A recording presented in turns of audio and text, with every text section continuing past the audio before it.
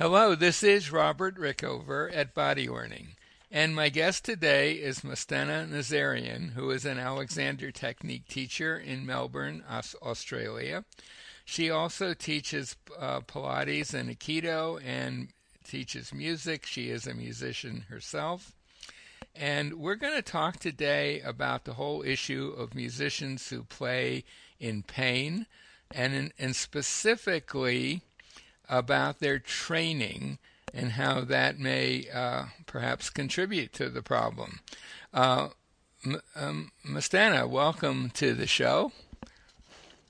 Thank you, Robert. Thanks for having me again. You're most welcome. Glad to talk to you again. Yes. What is, this is about our 10th conversation, I think, over the years. So could you give our listeners a brief description or definition of the Alexander Technique?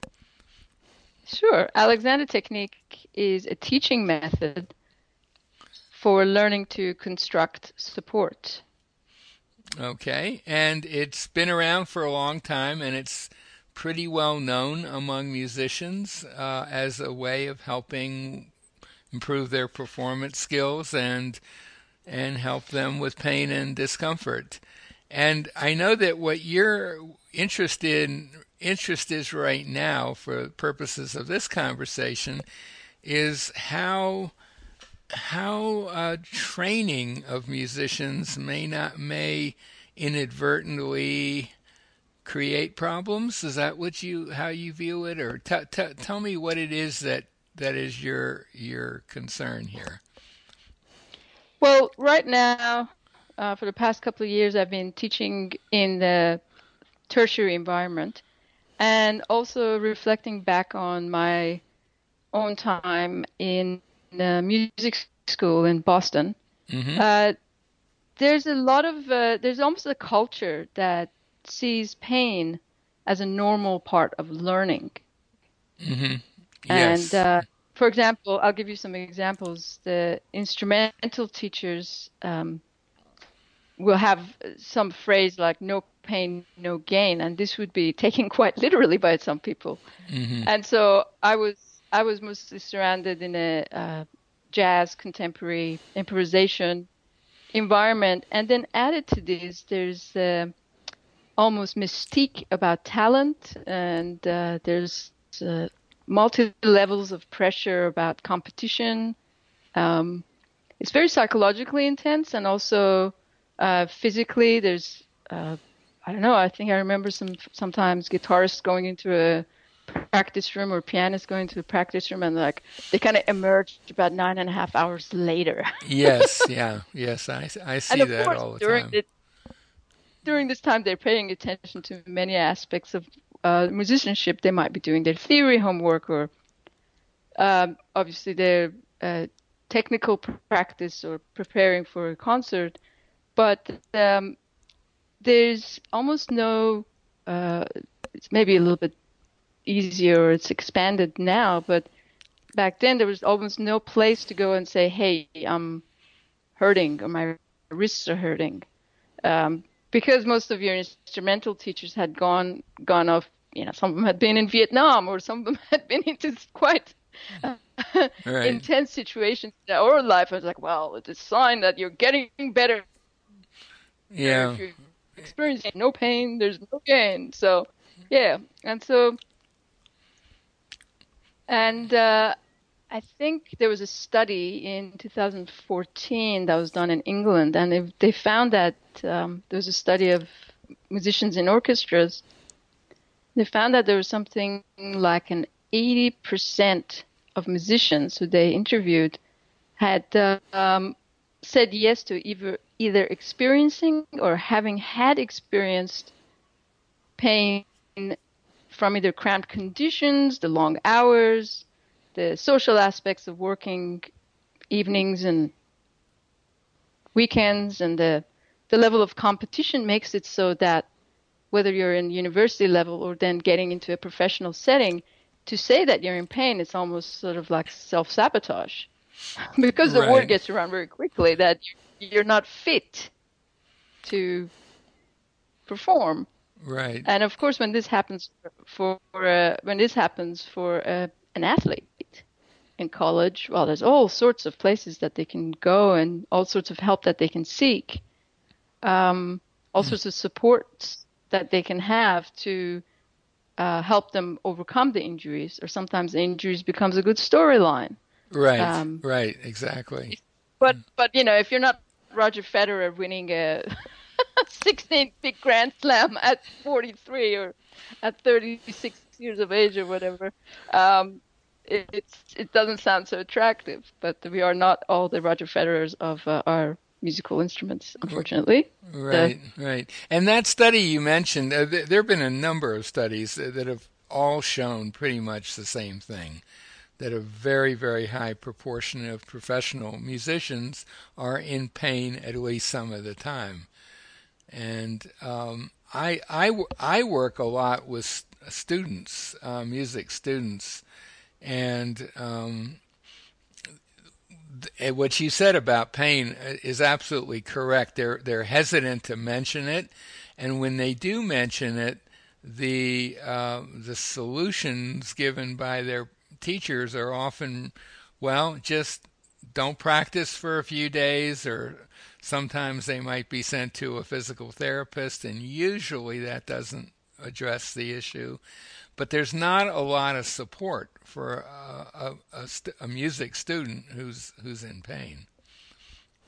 Yeah, and I had one specific situation last year when quite a talented pianist, I could see he wasn't going to talk about it, but this was a group tutorial in the Alexander technique. But I could tell that there was something not quite right about his left hand and his left side. And when he finished playing this brilliant Beethoven, he said, "Yeah, I've been to the physio, and they sort of checked out my wrist." And then he said, "This is his subjective manner. Is I kind of like what they did and what they said." And I said, and then in addition, they said something like, "Oh yeah, we do the Alexander technique." So some of the problem also comes from the fact that I know in Australia, but in America as well, Alexander technique isn't under governance from a national system of health. Mm-hmm. So in a way, there's nothing I can do if all physiotherapists say I do the Alexander technique. Yeah, I haven't seen that problem. I haven't seen that problem here that much, but it can certainly happen. There is nothing to prevent anybody from calling themselves an Alexander teacher. So there is an issue there. But I think maybe the bigger issue is that they're not, first of all, a lot of music students can't afford Alexander lessons, and or of course, and some of them there may not be any Alexander teachers nearby. That's a potential problem. And I don't know, I've noticed that some professors would regularly tell students who are in pain, well, maybe you should have Alexander lessons, but they're relatively few and far between who take that approach. So what do you see as the solution to this problem? Well, I kind of look at it when I work with musicians in trying to look at the facts, and the facts are that Alexander himself learned the violin. Mm-hmm. So he was interested in music, and this is early when he was developing his method. He was very interested in singing. Mm-hmm. And the reason I want to talk about how the Alexander technique can be helpful to individuals who are experiencing pain within their training, within their music training, is that the process really reflects how music is put together anyway. Mm-hmm. Because what we're talking about is we're talking about a technique for learning to construct support. So it's a technique for really understanding how the way we support the torso can make our arms and our legs, if you're an organist or a pianist or a drummer, not not impeded by the pressure from the from gravity that's placed through the torso. So the torso becomes literally a support for the arms rather than the instrument sort of pushing down on the torso. Mm-hmm. And obviously there's so many realities in the fact that the student is dealing with time as far as when their exams are and the pressures of the things that they have to learn and execute and produce and reproduce as part of their study, that the Alexander technique can really help them look broadly and learn to expand their focus in a way that as a result of expanding their focus, they're learning to improve how they do what they do. So it's not, Alexander technique isn't just for improving the RSI or the neck pain, excuse me, but it helps the person learn how to create support in the way they think about what they're doing. Mm-hmm. So it's almost a top-down solution rather than just focusing on the wrist or just focusing on the neck. Yeah, well, I think the common tendency is, okay, I've got wrist pain. There's something I need to do with my wrist. And that is not usually going to get to the real issue, because everything in our body is connected with everything else. And if you don't have good support, if you're not using gravity well, you're not using the support of the earth well, then you're going to end up creating discomfort that could appear with one person might appear in their wrist, and with someone else it might appear in their neck. And unless you deal with that overall question, you're not likely to get you may get a Band-Aid solution, but it won't be a permanent one. That's been, yeah, I suppose. That's very true. So, I think some musicians if they do come for Alexander lessons, and especially if they're in pain and it's kind of become a crisis situation, are going to be shocked when you work with them with activities like walking or sitting in a chair, things like that don't seem to have that much to do with playing. Yeah, well, I suppose my challenge as a teacher is to look at the student as a whole and to be able to address that with them from the beginning, so that they're not doing a wait and see kind of solution because of the expense that's involved and again, it goes back to the time pressures and the pressures. Well, the pressures to perform. Right. And the anxiety related with that it's only, it could lead to the pain, but it also compounds the pain. Mm-hmm. So, for example, I've introduced some really precise methods in my Skype teaching, especially, but even when I teach people one-to-one in Melbourne, that allows the student to have something very concrete when they're not in the lesson. I mean, very concrete movements, not just ways to think, because there's no way to create a learning that constructs support if we're just thinking about thinking.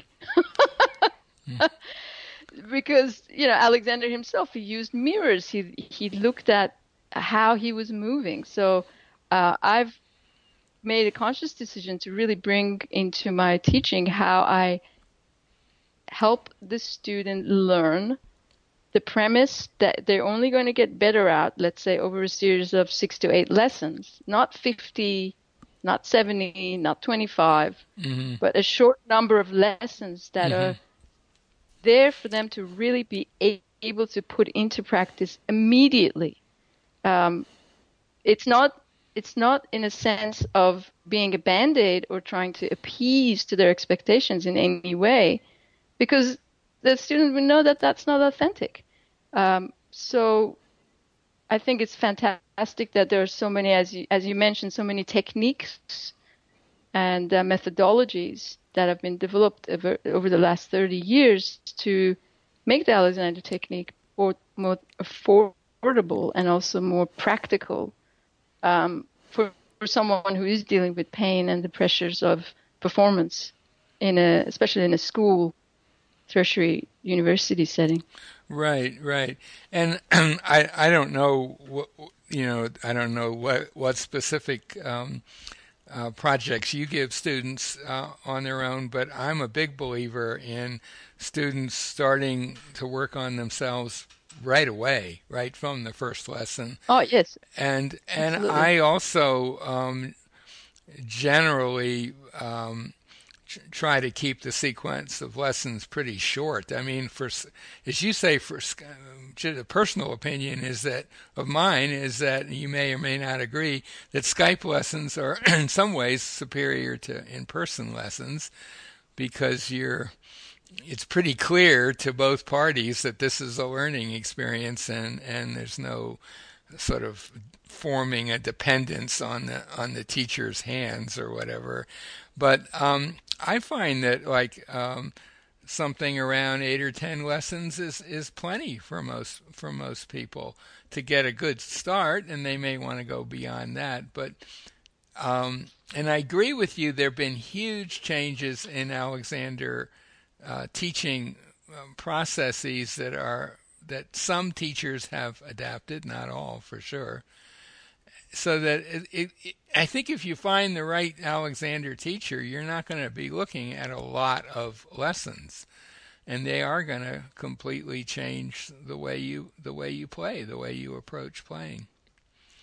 I think that's I true. absolutely agree with you. Yeah, I think I agree with you on all those points. And And the other thing that I've noticed, and I am not a musician, so I can't speak with that kind of background, but there is this huge emphasis on long hours of practicing.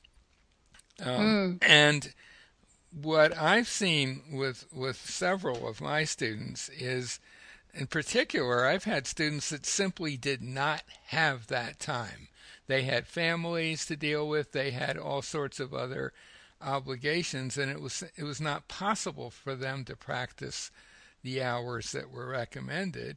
And with mm. Alexander, they learned how to practice a lot smarter, a lot more efficiently. And what a lot of them have told me is that when they now listen to other of their classmates practicing, it sounds like they're just doing the same stuff over and over, and whatever mistakes or issues or stresses that come in just keep getting repeated and almost baked into them. Whereas if you approach practice as it's a thoughtful process using some Alexander ideas, you can achieve in much less time the same the learning that practice is supposed to help with. So Well, that's very true. And I imagine that's if any, heretical. It would sound heretical to a lot of people, and it probably is. But I've seen that over and over again. That actually, I don't think it's heretical at all. There's if anyone's interested, there's some fantastic documentaries made with Yasha Heifetz, hmm and he talks about he doesn't actually practice that much. He hmm tends to just really enjoy life. And right, then when he sets up the tour, there's a beautiful video on YouTube. Um, and when he sets up the tour, he starts practicing just incrementally, maybe about 10 minutes, 20 minutes, and he builds it up to the fact, to hmm to hmm the level where he can manage to do what he needs to do in the concert. right, But he practices very slowly just to rebuild the calluses. And the sort of the legend is that his father taught him when he was a child, and his father would basically close the case and put it up on the big high shelf so that he right, could only practice about 1 hour a day. yeah. And I see So that I would would say, sound crazy to a lot of people. I mean, I have students who routinely practice 5, 6 hours a day, or that's what they were doing when they first came for lessons. And if I tell them, well, maybe you should practice less, but more thoughtfully, and they try that, and they suddenly discover they don't need all that extra stuff, and the extra stuff actually is not helping them. So, well, I think if people who are sort of contesting your advice mhm. could basically check out the, the record that's left by, the sort of the masters of the modern Right, instruments of right, the right. orchestra, they'll Yeah, find that it matches what you're saying. yeah. And it's what we're dealing with is the myth of talent, Mhm, um, mhm. which is one of the things that Alexander in his lifetime dealt with very consciously and also very practically. He was interested in how we can learn to construct support in the way we remember things, in the way we can reproduce things in as efficient a manner as possible. And some people might think that efficient can possibly be creative or emotionally effective, but I suppose it's a matter of experimenting and seeing that efficiency allows you all the space in the world to take risks on the stage, for example. It's And it's it's tough to take risks if you're in pain. it sure is. That's not a good Unfortunately, formula. unfortunately, Well, yes. I I think we're pretty much out of time. Do you have a final thought you'd like to um, share with our listeners? Or anything Um, we haven't covered that you'd like to mention briefly? I put together a little Facebook group. It's called Musicians Ease Matters, and it's Okay. very new. And if anyone is interested in sharing Mm-hmm. their experiences about Mm-hmm. how pain and pain-related, music-related pain affects them, they're welcome to visit the Facebook site.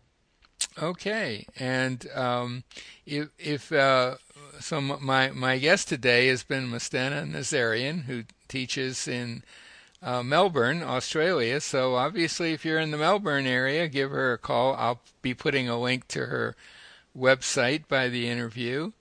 Nazarian also uses Skype, as do I, and as do a number of rapidly growing number of teachers.